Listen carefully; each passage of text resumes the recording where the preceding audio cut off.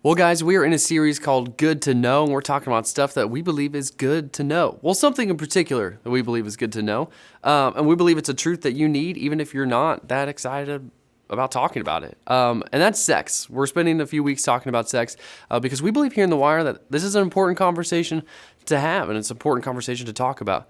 You see, when I was your age, I did not have the talk, the talk at home. I don't really remember the conversation much at church. Again, it was one of those. It's just something you kind of ignored, and you're like, hey, it's not time. Like it's not for you now. Like we'll talk about it later, or you'll figure it out later. And so maybe in the moment I enjoyed that because it feels awkward. I'm like, I don't want to have those conversations, especially when I was your age. But while it may feel awkward in the moment, it is a really, really important thing to talk about. And we believe not only that it's important to talk about, we believe it's the right thing to do to have these kinds of conversations. So even if you're sitting there and you feel a little uncomfortable or maybe really uncomfortable and you're like, don't look at me, no one look at me, I'm not looking at the person to the right or left, you're just kind of cringing a little bit. If that's you, that's okay. We understand. But just know it's not our heart to make you feel uncomfortable. It's not our heart to make the room feel tense. We just believe this is a really, really important conversation to have and a really important topic to dive into. And so I realize there's a variety of you in the room. We've got some people in this room that maybe you've experimented with some things when it comes to sex. Maybe some of you haven't, and you haven't experimented with anything or seen much or heard much. And maybe some of you're like, I haven't even thought about this. Like, why are we talking about this right now? This is not for me. Well, it may not be for you now, but it will be for you in the future. It will be for every single one of you in the future. And for those of you that it is right now, man, lean in and listen to what we're going to talk about and have good conversations with the people around you. But when it comes to sex, we believe sex is so much more than just a physical act. There's just so much more to it than just that. And because of that, I think it raises a lot of questions. Some of you in this room probably have questions. You've got thoughts. You've got concerns. Again, if you're not, that's okay. I think it'll come eventually. But today I want to talk about a specific topic when it comes to sex, because when we have questions, I think this is where technology starts to come in. And so for just a few minutes with your group, get together with your group, and I want you guys to talk about these two questions. What's one way technology makes life better? And then what's one way technology makes life more difficult?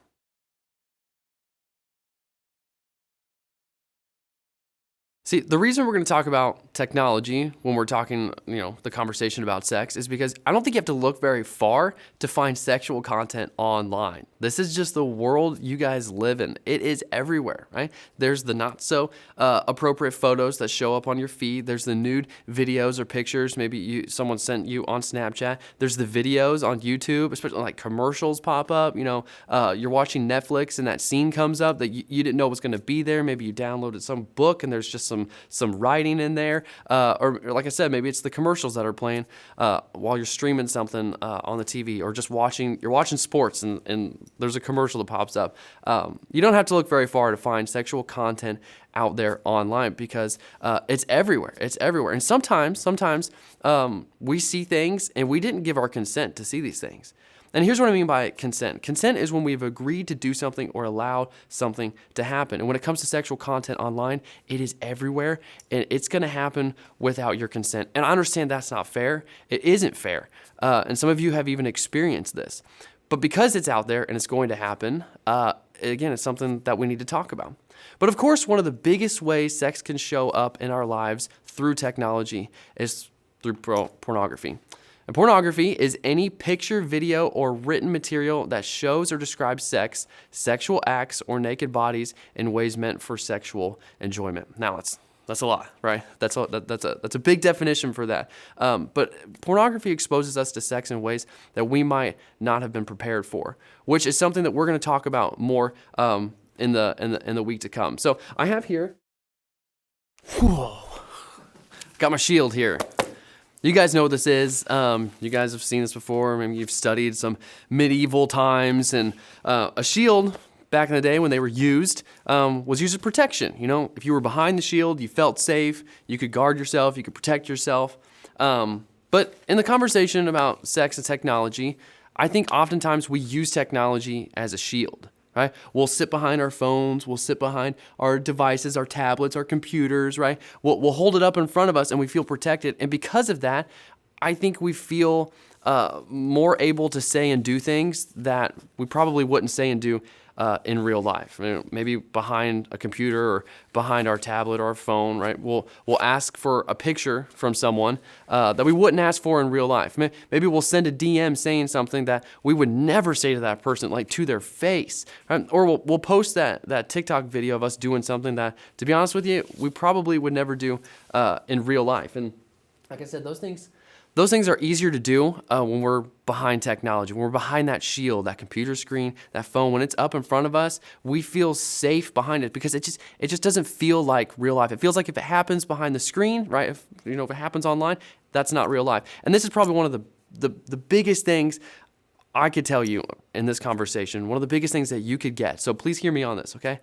Because what happens behind the screen or what happens online doesn't stay on the screen, doesn't stay online. It is real life. Who you are on screen is a part of the real you, right? I think oftentimes that shield is up and we just feel like this moment doesn't actually exist. It's not that important. It's not real life. It's all online. That's just a different world, but it's not. And because of that, how you use technology has the potential to impact your life in really, really big ways, especially when it comes to sex. So please hear me. When it comes to sex and technology, who you are behind that screen is a part of you. It is the real you.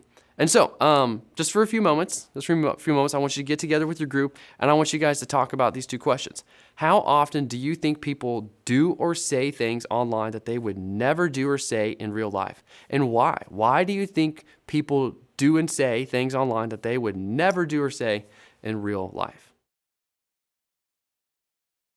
Well, today I want to jump into our Bibles and talk about a guy by the name of Paul. Paul's a really cool guy, did some incredible things. He was a leader in the early church. In fact, he was a missionary, traveled around telling people about Jesus. He helped start churches, and then as he would travel, he would write these letters back to these churches, and because of his amazing work, we have most of our New Testament. So most of the New Testament was written by Paul, and I want to look at something that he wrote in a letter to a group of believers in a town called Corinth. It's where we get 1st and 2nd Corinthians.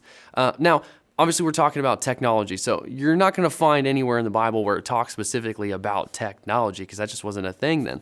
But there's still tons of stuff in the Bible all over the place that can apply to our lives. Like I said, you online, that's the real you. And the Bible applies to the real you. So I just want to talk about something that Paul said that I think will be helpful as we dive into this conversation. And like I said, you're not going to find a verse about, what you should post on TikTok, how to respond to that Snapchat video, be real. You're not going to find that kind of stuff, but we will find God talking about his plan for sex, and technology is a part of that. So let's take a look at this verse, something that Paul wrote in Corinthians chapter 6, verse 18.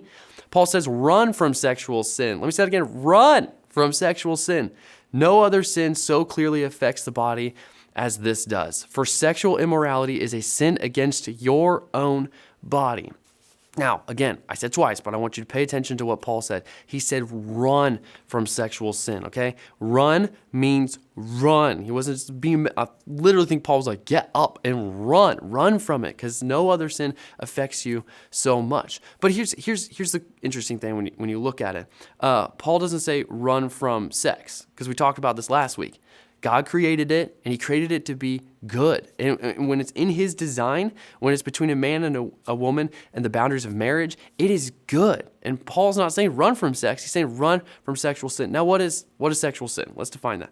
Sexual sin is just anything outside of God's design. Anything outside of a man and a woman in the context of marriage, that is sexual sin. And Paul's saying run from it. Because when sex exists outside of the way it was created, outside of marriage, between a man and a woman, it's going to cause harm. It causes harm to you. It causes harm to the people around you. And it breaks God's heart. And I think this is why Paul said, run from it.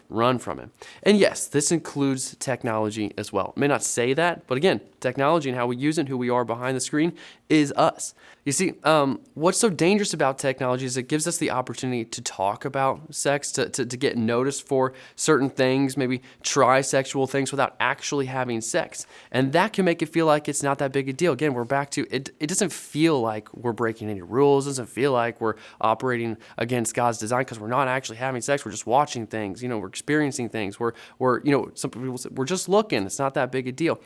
But it is a big deal because, again, who you are behind the screen, that's the real you.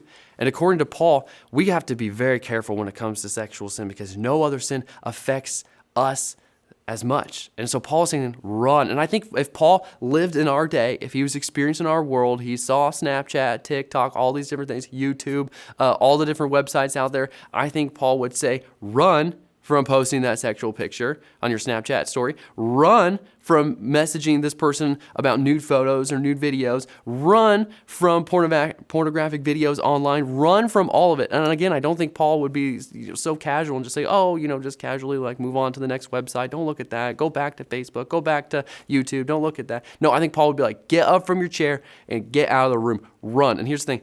Run from it, but run to someone. Go talk to somebody about what you're seeing and what you're experiencing when it comes to the things online. Because here's the thing, technology is good. Hear me out on this. Technology is good.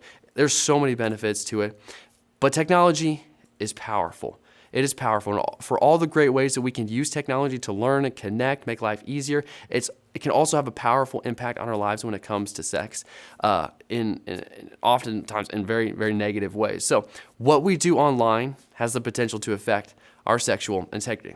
Now, if you missed last week, let me tell you the definition of sexual integrity. It is God's design for sex. It's us choosing to respond to the sexual desires that we feel, that we think about, or we experience in a way that honors ourselves, others, and God. And when we treat technology like it's outside of God's design, it's not that big a deal, it's not real life, it's just online, man, we could end up doing something that dishonors ourselves, that dishonors other people, and it dishonors God's.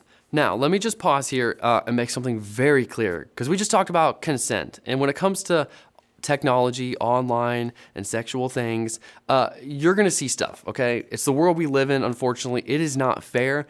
Things are going to pop up. You're going to see ads. You're going to see maybe a friend who shows you a picture, shows you a video. Someone sends you something. You didn't ask for it, okay? And I just want you to know that is not your fault, okay? You are not responsible for other people's actions or words. And that's just good advice, even outside of this conversation. Just in life, you are not responsible for other people's actions and other people's words, okay? So if you've ever seen something, received something, saw something, you didn't ask for it, here's the thing. I heard many people say this, like, you can't help the first look, but you can help the second, the third, the fourth, the fifth, and everything after that. And sometimes that first look, it's just not fair. It's the world that we live in. And so again, do what Paul said, run from what you just saw, what you received that you didn't give consent to, but run to someone. Run to the person you talked about last week that you'd be comfortable talking to about sex, about sexual integrity, and the sexual things that you think, feel, desire, want to do, and even see online. So technology is good. And it is powerful. And we want to help you navigate this digital world with sexual integrity in mind and help you understand that the digital world is the real world, right? There's no shield up in front of you. That is a myth. That is a lie. Who you are behind the screen is who you are. So we want to help you navigate this digital world with sexual integrity in mind. And so for the next few minutes with your small group, get together with them and ask this question. What does it look like to have sexual integrity online?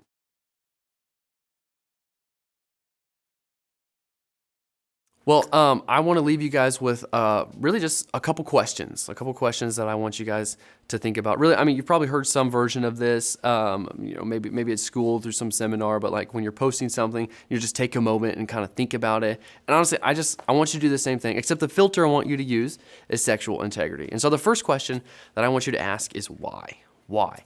When you're online, you're about to post that photo of you, ask yourself why. Why am I posting this? Maybe it's maybe in your mind it seems harmless. It's just you on the beach and you want to tell people all about your vacation. Is that your why, or is there something deeper? Is there something behind that? Maybe you're looking to post this to get some attention, and kind of attention that maybe attention you don't want. It's not the kind of attention you should be looking for. But ask yourself why. Why are you about to post that? Why are you about to watch that video? Why are you about to make that comment? Why are you about to send that text? Why are you about to send that photo, that video? Why are you about to send the text asking for the photo or video? Stop. Before you do anything, before you send it, before you click it, before you do any of that, just ask yourself why. What's the reason? What's my motivation? And honestly, if the answer to that question is anything outside of sexual integrity, it's anything that does not honor you, it does not honor another person, it does not honor God, then just stop. Stop. Again, Paul said, run from that moment, run to someone, the person that you're comfortable talking to about these kinds of things. But just stop and ask yourself why. Go a layer deeper and just ask yourself, why am I really posting this? Why am I really asking for this? What's really going on with me? It's challenging. Okay, that's a very challenging thing to do. As an adult, I know adults who struggle with this. So this is challenging, complicated, and this is why it's helpful to have someone in your corner, someone older, someone wiser that you could talk to about these kind of things. But ask yourself another question. Is it a secret, right? The video you're about to watch, would you take your computer and go sit down with your parents and be like, check this out? If not, then don't watch it. Run from it. Run from it. If the text you're about to send, I'm gonna use your parents as a filter, okay? Because I think they're a good filter. But the text you're about to send, if you showed that text to your parents, would they be honored by it? Would they be excited that you were using the phone they gave you to send that kind of text, to ask for that, to send that photo or that video? How would your parents feel about it? Is it a secret? Would you be comfortable talking? Like if everyone in your school knew about it, would you be okay with that? If your answer to that is no, I would not be okay with it. Yes, it is a secret. I want to keep it a secret. Run from it. Run as fast as you can from it. Run away from it and to someone that you can talk to. And then lastly, ask for help. Ask for help in this because, guys, technology is good. It is powerful. And I think it's a little challenging to navigate when it comes to technology and sex. It's everywhere. It's out there. You're going to see things. You're going to experience things that you didn't give consent for. And sometimes the draw to go look for things or ask for things or send stuff is going to be really, really strong. And so don't do this alone. Don't navigate this alone. That's why you have a small group. You have community. You have small group leaders. Talk to your parents. Talk to someone that you trust. Ask for help. Ask yourself, why? Is this a secret? And talk to someone about it. Because technology is good. It is powerful. And so as I leave you today, I just want you to get together with your group again and ask this question. How are you using technology in a way that's good for you?